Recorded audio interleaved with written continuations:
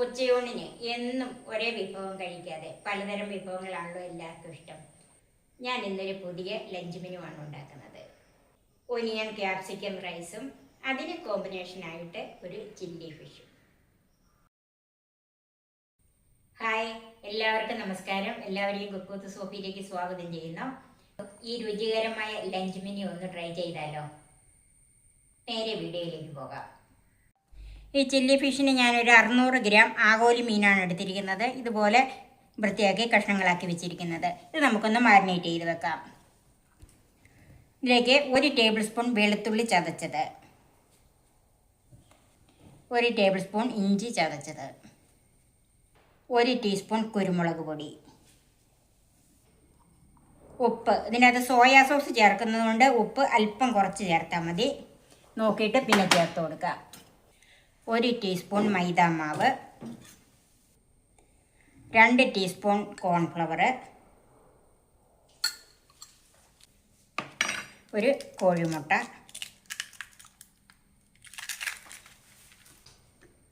ഒരു 1.5 teaspoon soya sauce,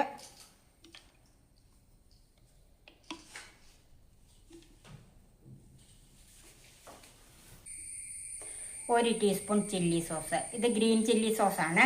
ഇതിന് പകരം റെഡ് ഉണ്ട്, അതായാലും മതി. ഇതെല്ലാം കൂടെ നമുക്ക് കൈകൊണ്ട് തന്നെ ഒന്ന് മിക്സ് ചെയ്ത് വെക്കാം.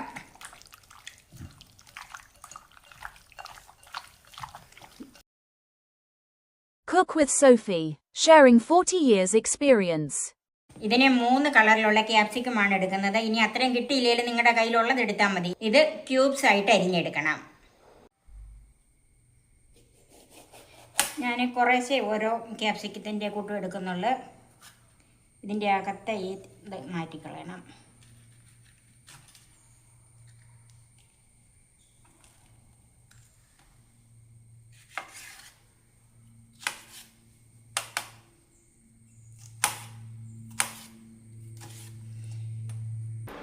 മീൻ മാരിനേറ്റ് ചെയ്തിട്ട് 20 മിനിറ്റ് ഇനി ഇതൊന്ന് വറുത്തെടുക്കണം.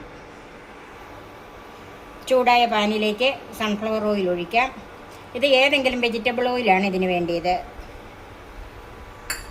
അത് നമുക്ക് വറക്കാൻ ആവശ്യമുള്ള എണ്ണ ഒഴിച്ചു കൊടുക്കണം. എണ്ണ നല്ലവണ്ണം ചൂടായി. ഇനി അതിലേക്ക് മീൻ കഷ്ണങ്ങൾ ഇട്ട് കൊടുക്കാം.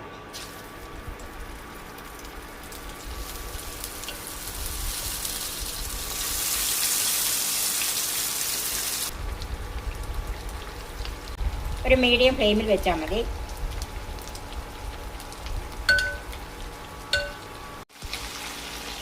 മീനൊന്ന് മറിച്ചിട്ട് കൊടുക്കുക.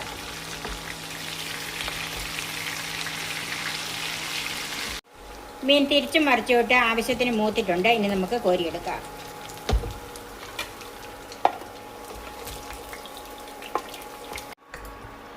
ഇപ്പം മീൻ മുഴുവൻ മാറ്റിയിട്ടുണ്ട്. ഇതിൻ്റെ അകത്ത് എണ്ണ കൂടുതലുണ്ട്. ഇത്ര എണ്ണ നമുക്ക് വേണ്ട. 2 ടേബിൾ സ്പൂൺ എണ്ണ ഇതിൻ്റെ അകത്ത് മതി. അപ്പം ഞാൻ ബാക്കി എണ്ണ മാറ്റുവാണ്. ഇതിലേക്ക് ഒരു 4 വെളുത്തുള്ളി അല്ലി നീളത്തിലരിഞ്ഞത്, അതുപോലെ ഒരു ചെറിയ കഷ്ണം ഇഞ്ചി നീളത്തിലരിഞ്ഞതും ചേർക്കാം.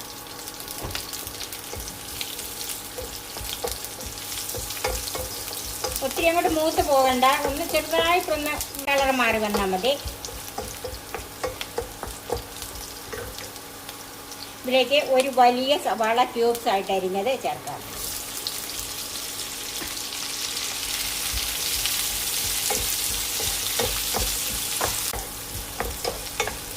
അതിലേക്ക് ക്യാപ്സിക്കം ചേർക്കാം. ക്യൂബ്സ് ആയിട്ട് അരിഞ്ഞ് വെച്ചിരിക്കുന്ന ക്യാപ്സിക്കം 3 കളറുണ്ട്. ഒത്തിരി അങ്ങോട്ട് വെന്ത് പോകണ്ട. ഒന്ന് വാടി വന്നാൽ മതി.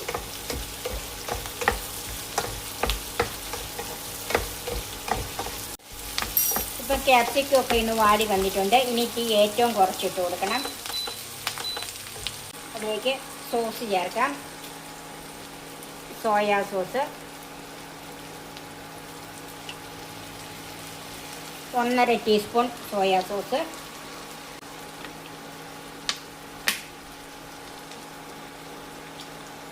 2 ടീസ്പൂൺ ചില്ലി സോസ്,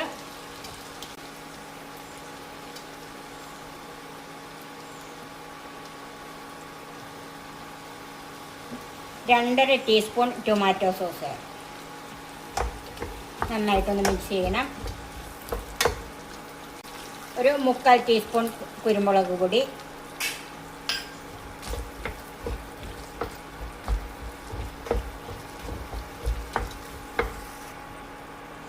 ഇതിലേക്ക് 1 കപ്പ് വെള്ളം ചേർക്കാം. ഇനി ഒന്ന് കൂട്ടി കൊടുക്കണം.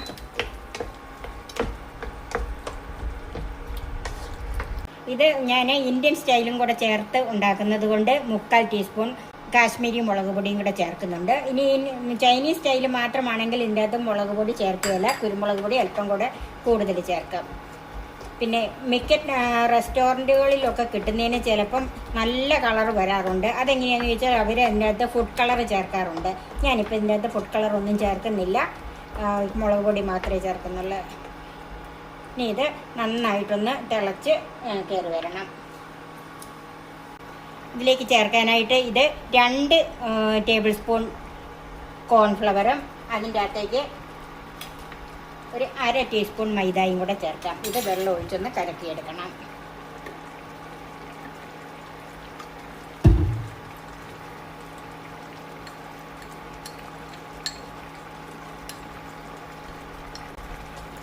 കട്ടയില്ലാതെ നന്നായിട്ട് കലക്കിയെടുക്കണം. നമുക്കൊന്ന് മാറ്റി വെക്കാം.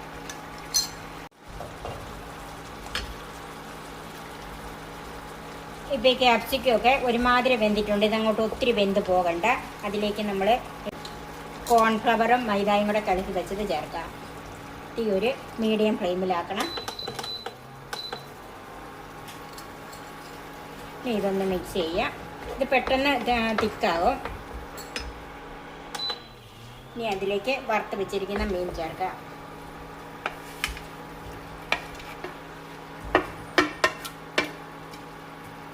ഇതൊന്ന് മിക്സ് ചെയ്യാം.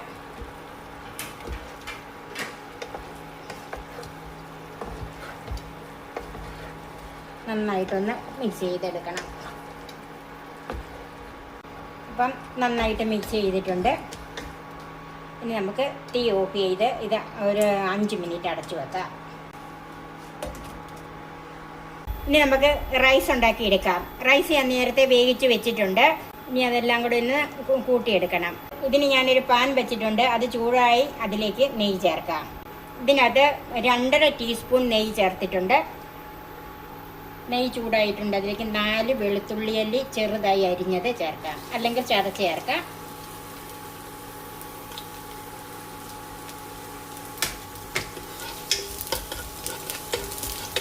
ഈ ഒരു മീഡിയം ഫ്ലെയിമിൽ മതി. വെളുത്തുള്ളി ഒന്ന് മൂത്തിട്ടുണ്ട്. അതിലേക്ക് 10 ചെറിയ ഉള്ളി അരിഞ്ഞതും ഒരു സവാള ചെറുതായി അരിഞ്ഞതും കൂടെ ചേർക്കാം.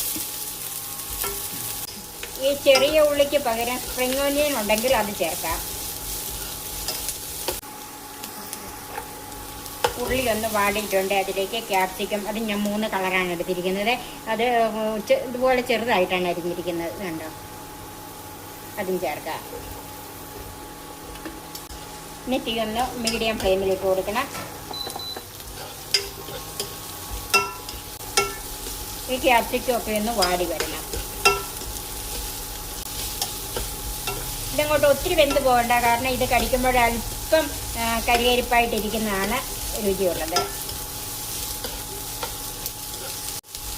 ചോറ് ഉപ്പിട്ടാണ് വേവിച്ച് വെച്ചിരിക്കുന്നത്. ഈ ക്യാപ്സിക്കത്തിനും സവാളയ്ക്കും മാത്രമുള്ള ഉപ്പ് ചേർക്കാം.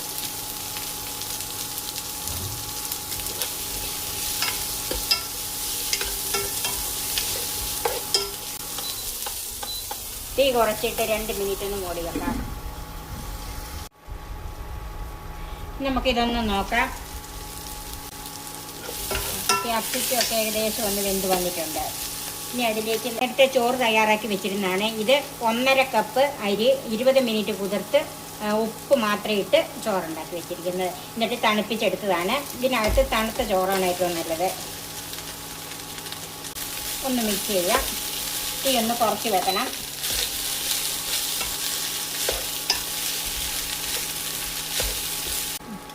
ഇതിലേക്കൊരു 3/4 ടീസ്പൂൺ കുരുമുളക് പൊടി,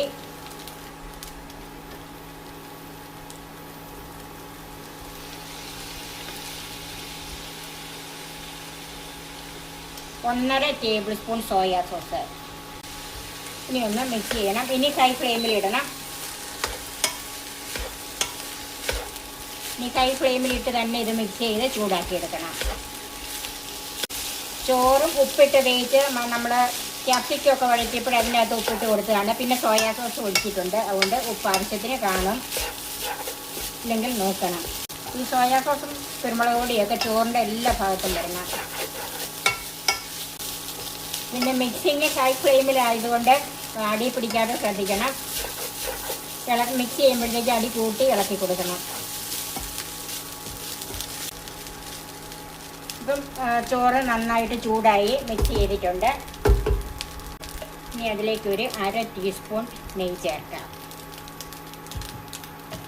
തീ ഓഫ് ചെയ്ത് ഒരു 5 മിനിറ്റ് മൂടി വെക്കാം. ഇപ്പോൾ അടച്ച് വെച്ചിട്ട് ഒരു 5 മിനിറ്റായി. നമുക്കിതൊന്ന് നോക്കാം. ഇനി ഇതൊന്ന് മിക്സ് ചെയ്യാം. ഒനിയൻ ക്യാപ്സിക്കം റൈസ് സെർവ് ചെയ്യാൻ റെഡിയായി. നമ്മുടെ ചില്ലി ഫിഷും കൂടെ ഈ റൈസിൻ്റെ കൂടെ ചേർക്കുമ്പോൾ നല്ല കോമ്പിനേഷനാണ്.